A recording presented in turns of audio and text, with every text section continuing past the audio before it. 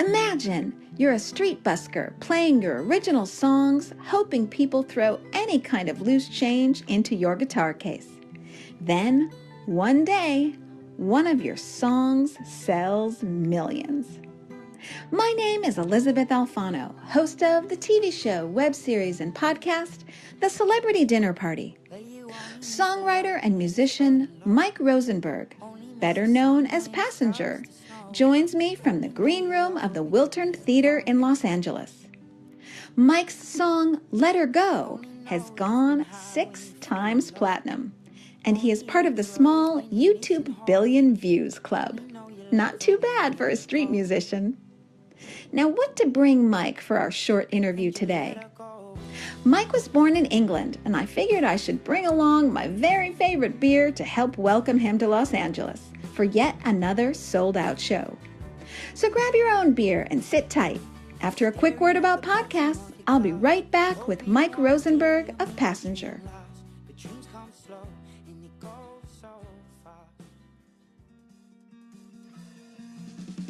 Don't forget to subscribe to this podcast, The Celebrity Dinner Party, with me, Elysabeth Alfano, on iTunes. Just search for The Celebrity Dinner Party. Or, if SoundCloud is your thing, you can find me there too by searching for The Celebrity Dinner Party. Subscribe and you'll never have to hunt for engaging and inspiring interviews again. They'll just land on your computer or your iPhone every time a new podcast comes out. So subscribe now to The Celebrity Dinner Party with me, Elysabeth Alfano, because the best conversations really do happen over dinner. Dreams come slow and it goes so fast.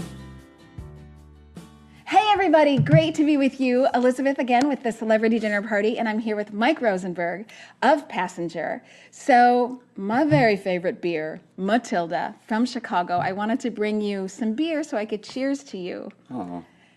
Young as the Morning, Old as the Sea, debuted #1 in England, your hometown, and Australia, New Zealand. Rockstar that. Thanks very much. Oh, that's very sweet of you. And you've been rolling through the U.S. with sold-out tours the whole time.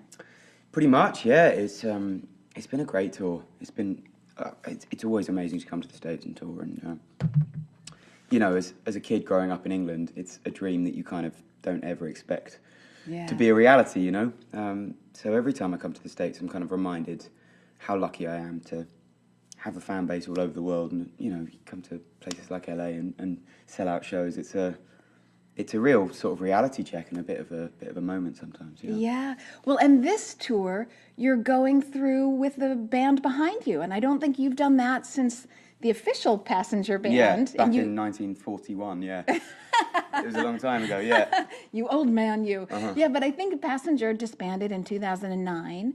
The band actually. Yep. Maybe a bit earlier. Even. A bit earlier. Yeah. Okay, yeah. But then you kept the name, and you've been touring solo.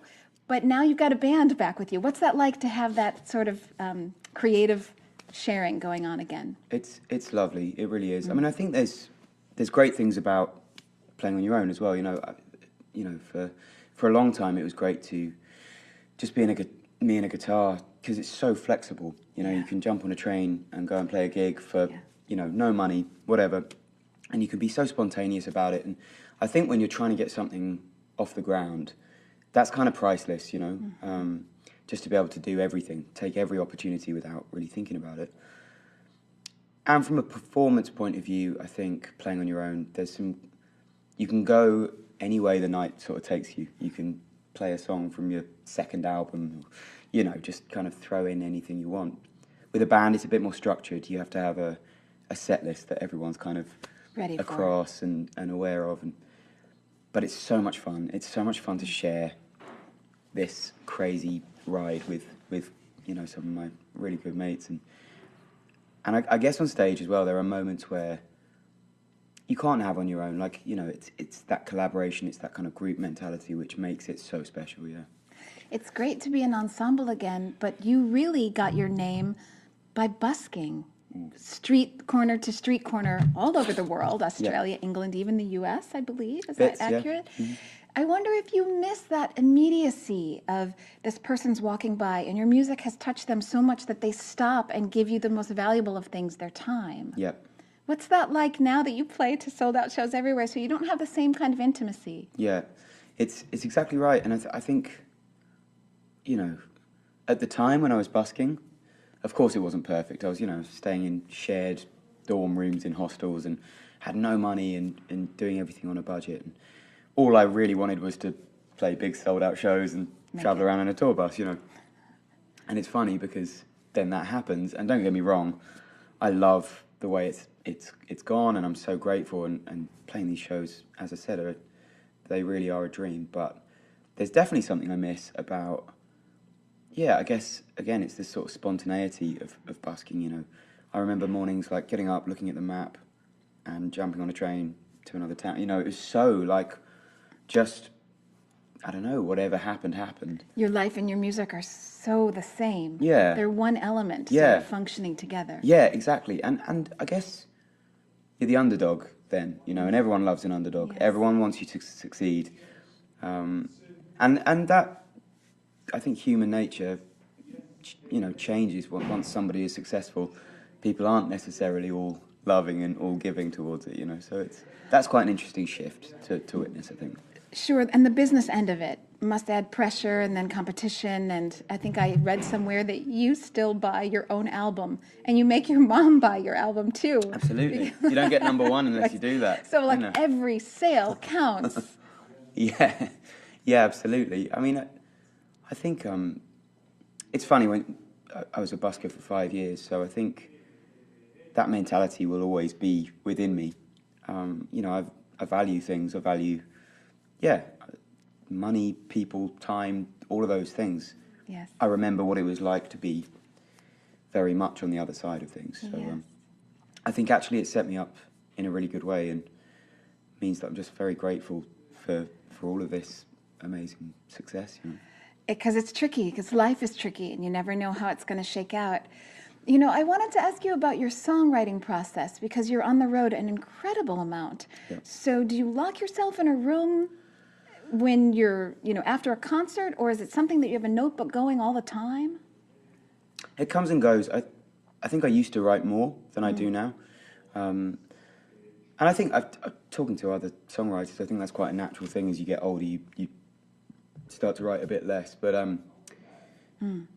hopefully the quality is, it used to be, back in the day, I used to write sort of 3 songs a week, and Wow. 1 song a month would be good enough, And nowadays, I think if I follow through an idea, it's generally usable. It's generally will go on a record, or it will be used in some capacity. So I think that's changed a bit. But I've always been really lucky. I can write wherever I am. And I think, again, busking was great for that, because it was this kind of continuous thing where I would be busking, playing gigs, traveling, writing, and the whole thing would be moving. All of the plates would be spinning at once. And that's a great feeling when the whole machine is kind of moving within itself, Yeah, and it's very empowering, because you are Oh, yeah. doing everything, as opposed to now you probably have managers and business people, and people have their opinions about everything. But when you're just on your own, you're sort of making it happen according to your schedule.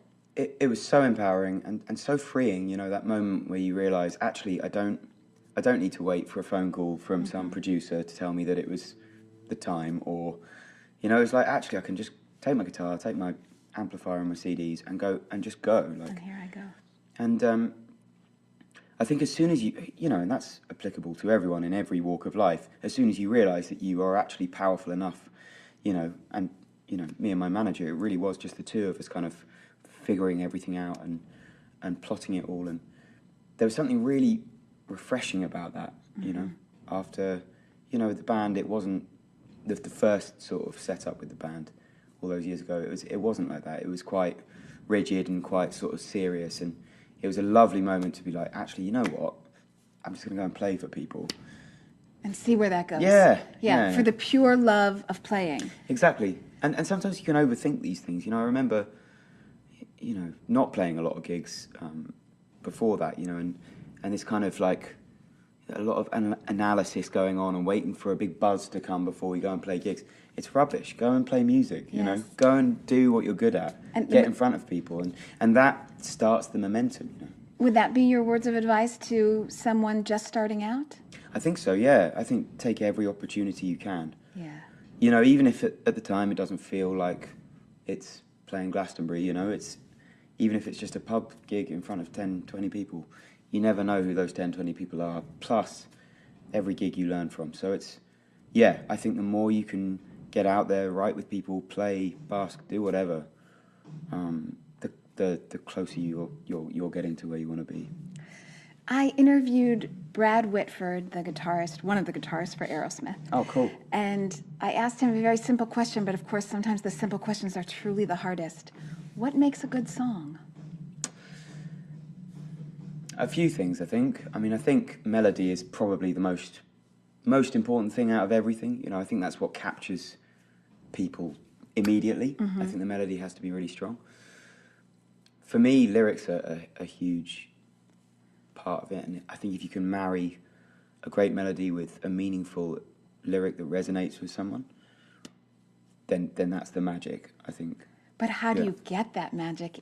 Because you write a lot of songs, and so you're honing in on all those melodies and all those lyrics. Maybe the question is better stated, do you know when one song's going to hit it big? Did you see Let Her Go as going 6 times platinum? Definitely bloody not, no. But that's the weird thing about music. There's no science behind it, right. Really. If there was, then, you know, people would be bottling it. I think with Let Her Go, it was just another song, like I wrote all my other songs. Isn't I didn't think too much about it. And in fact, it was one of the quicker ones. It took 45 minutes to write that song. Oh, my word. So you kind of think, yeah, it's all right, you know, it's catchy, it's nice love song. But, I didn't for 1 second think that it was anything different to my other songs. The universe sort of clicked into place and the stars aligned for that song. And, you know, it's not just about the quality of the song, it's about the right people hearing it and taking a gamble and taking a chance. Yes. So many things where it could have gone the other way, you know, like moments where people said yes when they could have said no, and those moments leading up to it becoming a big hit. You know, it's very sliding doors, I think, yes. Those moments. So how much of it is luck versus hard work? And there's no way around the work. We all know this. There's no way around the work. But how much of it is just, as you say, the stars aligned, roll the dice, come on lucky 7, and it could have gone the other way? Yeah, I think you're right, that the hard work allows you to be in a position where you can be lucky, yes. If that makes sense, right? Mm-hmm. It puts you in a place where you can get that luck and you can catch the wind and you can go. I think, I don't know percentage-wise what work and luck, you know, what the ratio would look like, but certainly there were 3 or 4 moments where I was extremely lucky to have the right person hear it at that moment, you know. I always tell people, sometimes people ask me the same thing, how did you get into this? And I always say it's a numbers game. If you say yes to enough opportunities and you create enough content, in my instance it would be interviews for you, maybe it's songs, at some point that number's going to come up and you have to keep playing that game, keep rolling those dice as much as you can. Yeah, and trust in what you do and back yourself, you know, back yourself that you're doing something good, that you know, if you put all your love and genuine hard work into something, chances are it's really good, you know? Yes. And so as long as you keep on doing that over and over again, as you say, at some point something's going to click. I think the other really important thing is just to be, it sounds so stupid, but just be a nice guy to people. The world is really small, you know. It is really small. Especially within the creative industries. And if you're an arsehole, you're not going to last very long, especially nowadays. No one puts up with it. And, I mean, regardless of being successful or not, just don't be an arsehole. I think that's probably quite a good rule. I like that. Yes, life. We'll go with that as a life lesson number 1 from this interview. Don't be an asshole. Fair enough. So you have opened for Ed Sheeran at different points, and have you ever collaborated together? I don't think so exactly. Oh, you did? Well, we've done bits and bobs, like nothing official. We didn't release anything, but yeah, I used to jump up on stage with him most gigs and sing a song. we did a few bits for different radio stations and stuff. Yes. Yeah. I bring it up because he has sort of like fame all over the place. But because you've kept the name Passenger, and maybe not everybody knows the name Mike Rosenberg, and so you can probably get by on the street where people don't stop you. So or maybe they do, but maybe not as much as somebody like Ed. So it's sort of like just the right amount of fame. Like you have enough fame where you're successful and people are hearing your music. I mean, this is what you want, is for your words to actually get to somebody. So you want enough fame for that, but you don't want people to like bother you while you're brushing your teeth or any sort of this kind of stuff. Exactly right. So I wondered if fame was ever the goal. Definitely not. Like I think decisions like keeping Passenger as the name, but also just like I've never been into sort of being a part of the scene. I can't really deal with it. Like I quite like sort of early nights and that's worked out okay for you. Yeah. Yeah, well, I think it's like, I quite like early nights. I sound like the most boring man on earth. You're drinking Matilda. There's still hope for you. Oh, would you like midday. some more Matilda? Why not? Just a little bit I'm not here, boring, folks. promise. Yes. Noted. But no, I think for me it's like, it's never been the reason I got into it. My music stayed, it obviously changes with every album and with every year that I'm alive, but the crux of it is what it is. I've never been sort of swayed by trends or fads. I just write songs, songs that I love and that I'm proud of, and hopefully other people will feel the same, So this whole idea of sort of like being involved in like the kind of celebrity party thing, totally fine for other people to do it. Good luck to you, but I just can't be bothered. And it's so much energy. Sounds bad, yeah. It's such a drain of energy, and it keeps you away from being focused and centered on yourself. I'd rather actually like put that energy into making music and touring and doing the rest of it. So I'm probably very but the whole fame thing, I can't really be doing with it. This is kind of why it's at a really good level, because I can come and do these amazing shows that they're big and they're amazing, and then as you say, like the next day I can walk around town and no one. It's the best of all worlds, really. I'm secretly and quietly very pleased with how it's all worked out. It has been great. I know we're really short on time today because you're about to perform another sold-out show. So just a couple quick wrap-up questions at the end. So you are on tour. You're rolling across the United States. What is your favorite snack when you're on tour? It can be healthy or not healthy. In America, it's so hard because to be healthy, or I mean, fast food is just so good here. Yes. Oh, I see. Like we try and do it in the UK, but we can never quite nail it like you guys do. Like it's all so delicious and all so bad for you. So bad. Yes. Pizza, wings, burgers, all of it is amazing. Okay. So you've gone down the rabbit hole. Yeah. I allow myself one thing every day, so it's like you can have something naughty every day once. Okay. So it's like an ice cream or a pizza or something, but the rest of the time I have to try and be good, because otherwise I literally am rolling around America. Do you have any go-to snack? Like I've always got M&Ms in my pocket. I've always got almonds. I've always got Twinkies. I love sushi. Ooh. Okay. Yeah, not really a pocket snack. No. Please don't. No. Please don't put sushi in for so many your reasons. It's just not a good look. But I love Japanese food. And I think actually, like touring, I think Asian food is a bit of a blessing, because it's, by and large, is pretty healthy. Yes, right. It's pretty good for you. Yeah, good way to go. And kind of quick. Can be kind of quick. Yeah. So you can kind of do both there. Yeah, right. So a very final question for you. You're on something called the Celebrity Dinner Party. So, of course, you probably see this question coming. Who would you invite to dinner? Who's someone you've always wanted to sit down with over food or for a good chat? The guy who springs to mind, my musical hero, is Paul Simon. And I think he'd be a fascinating guy to talk to as well. I think his career has been incredible, so many ups and downs and left turns and interesting moments that I'd love to quiz him on. And what a lyricist. What a lyricist, yes, I think the best, really, for me. Like, clever, but also really human and like poignant. I think he treads that line very, very well. Well, so cheers to you, and cheers to Paul Simon. Oh, Sellout show tonight, everybody. Thanks for joining me. Such a pleasure. Thank you. Thanks for joining in on the Celebrity Dinner Party with me, Elysabeth Alfano. To stay in the know, follow me on Twitter and on Instagram at DinnerPartyCHGO and on Facebook at Elysabeth Alfano and at The Dinner Party. To subscribe to this podcast, find The Celebrity Dinner Party on iTunes and on SoundCloud. And if you want to send me an email about today's podcast or anything else, you can find all my information at www.thedinnerparty.tv. The editor of The Celebrity Dinner Party is Andrew Jensen. Today's music was provided by Passenger and Ship Captain Crew.